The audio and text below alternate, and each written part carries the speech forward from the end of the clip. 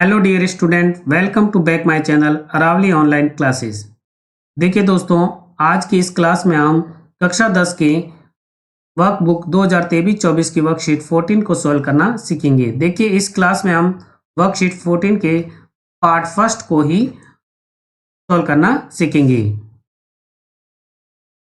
Worksheet 1 से 13 तक मैंने अच्छे से सॉल्व करवा दी हैं और उन्हें आप मेरे चैनल के प्लेलिस्ट में जाकर देख सकते हैं। तो चलिए इस वर्कशीट को हम सॉल्व करते हैं। देखिए, यहाँ पर एक स्ट्रेंजा दिया हुआ है जो कि आपके टेक्स्ट बुक फर्स्ट फ्लाइट के पोएट्री सेक्शन की poem the tale of custard the dragon dragon Custard की कहानी से लिया गया है। तो देखिए, इसी प्रकार का आपके बोर्ड के क्वेश्चन पेपर में भी स्ट्रेंजा आएगा और उसी से रिलेटेड 2 या 3 क्वेश्चन पूछे जाएंगे, उनका आपको आंसर देना है। तो सबसे पहले आपको उस स्टैंजा को रीड करना है और उसकी मीनिंग को समझने का प्रयास करना है। तो चलिए इसकी मीनिंग को हम समझते हैं। इसकी मीनिंग को हम देखते हैं। Belinda was as brave as a barrel full of bears. देखिए, बेलिंडा एक निर्भीक महिला थी। बेलिंडा वाज एज ब्रेव, इतनी बहादुर जितनी की बालू से भरी हुई बंदूक की नली। A brave as a barrel full of bears, इसका मतलब होता है नीडर। Next, and ink. इंक एक बिल्ली के बच्चे का नाम है, एंड ब्लिंक एक चूहे का नाम है। इस प्रकार इंक एंड ब्लिंक चेस्ट यानी पीछा किया करते थे, लाइन्स यानी शेरों का, डाउन द स्टेयर्स यानी सीढ़ियों के नीचे तक। मस्टर्ड ये एक डॉग का नाम है। वाज एज ब्रेव, इतना बहादुर था जितना कि एक टाइगर इन ए रेज यानी क्रोध में भरा हुआ एक बाघ। बट कस्टर्ड, लेकिन जो कस्टर्ड ड्रैगन का नाम था वो प्राइड यानी रोता रहता था for a nice safe cage, एक सुंदर सुरक्षित पिंजरे के लिए। इस प्रकार यहाँ पर कवि ने सारे एनिमल्स की, सारे पशु की उन्होंने बहादुरी का वर्णन किया है सिवाय कस्टर्ड ड्रैगन के। अब देखिए, इसके क्वेश्चन को हम सॉल्व करते हैं। Question first, right the rhyme scheme and rhyming word. Right यानी लिखिए द राइम स्कीम यानी तुकांत योजना एंड राइमिंग वर्ड और तुकांत वर्ड्स को। तो देखिए, इसको लिखने से पहले आपको इसको स्टेंजा को देखना होगा। अब राइमिंग जो राइम स्कीम होती है उसको समझने के लिए आपको इस स्टेंजा को एक बार रीड करना है। Belinda was as brave as a barrel full of bears. अब देखिए, ये जो लास्ट वर्ड है लाइन का उसको आपको देखना है, बेयर्स। अब इसको हम ए मान लेते हैं।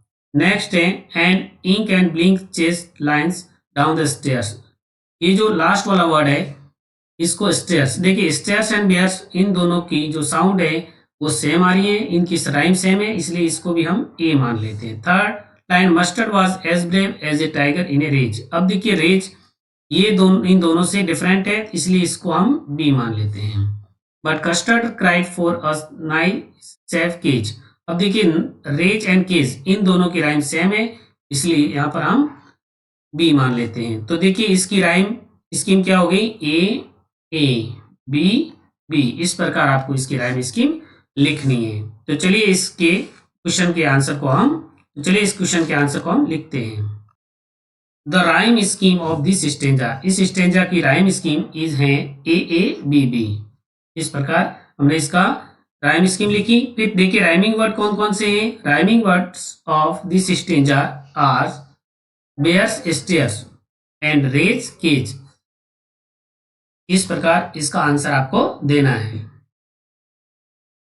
Question second, list down the various literary terms used in the above extract. ऊपर दिए गए एक्सट्रैक्ट में से लिटरेरी टर्म्स को, उनकी लिस्ट को लिखिए। यानी इस फिगर ऑफ स्पीच कौन सा यूज किया गया है, उन लिटरेरी टर्म्स को आपको लिखने हैं। तो देखिए, इसका आंसर हमें इस प्रकार देना है। Belinda was as brave as a barrel full of bears. यानी ये लाइन लिखनी है आपको। इसमें कौन सी लिटरेरी टर्म्स का यूज किया गया है। तो देखिए, इसमें सिमिली यानी उपमा का यूज किया गया है। A barrel full of bears यानी बालुओं से भरी हुई बंदूक की नली। नेक्स्ट है इंक एंड ब्लिंक। देखिए यहाँ पर लाइन लंबी हो जाती है इसलिए हमने डॉट डॉट लिखा है। ब्लिंक चेस्ट यानी पीछा क्या करते थे, लाइन्स यानी शेरों का, डाउन द स्टेयर्स यानी नीचे सीढ़ियों तक। तो इसमें देखिए एग्जेजरेशन का यूज किया गया है यानी अतिशयोक्ति अलंकार।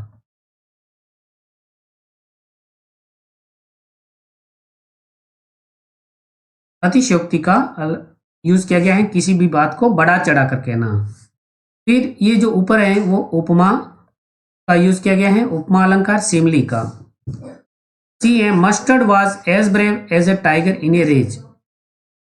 मस्टर्ड इतना बहादुर था जितना कि क्रोध में भरा हुआ एक बाघ। यहां पर इसने क्या है, एक उपमा दी है, तो यहां पर भी उपमा अलंकार यानी सिमली का यूज किया गया है। नेक्स्ट है custard cried for a nice safe cake. अब देखिए यहां पर पर्सोनिफिकेशन यानी मानवीकरण किया गया है कस्टर्ड ड्रैगन का, लेकिन इसमें देखिए सी और सी, जब और सी, देखिए जब किसी लेटर का बार बार किसी लाइन में यूज हो रहा है तो वहां एलिट्रेशन का भी माना जाता है, लेकिन सबसे ज्यादा हम इसको पर्सोनिफिकेशन में ही मानेंगे।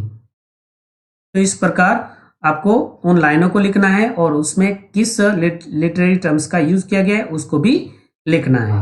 Question third, briefly interpret the theme and idea of the poem. यानी इस पोएम की थीम और आइडिया को व्याख्या कीजिए। The tale of custard the dragon in 20 words, यानी the tale of custard the dragon की 20 वर्ड्स में। तो देखिए इसमें आपका आंसर इस प्रकार लिखना है आपको, the poem highlights that everyone has his or her own unique qualities and we should not be judgmental। यानी पोएम हाईलाइट करती है प्रत्येक व्यक्ति की अपनी यूनिक क्वालिटीज होती हैं और हमें जजमेंटल नहीं होना चाहिए, नहीं बनना चाहिए, अनुमान नहीं लगाना चाहिए। The idea of the poem is that, और इस पोएम का आइडिया यह है कि one should not boast of one's qualities. अब किसी को भी अपनी क्वालिटीज को लेकर डींगे नहीं मारनी चाहिए।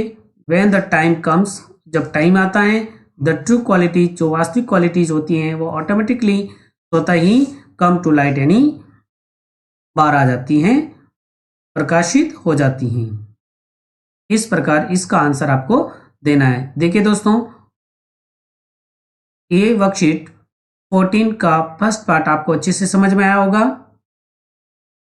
वीडियो को पूरा देखने के लिए थैंक यू। जय हिंद, जय भारत।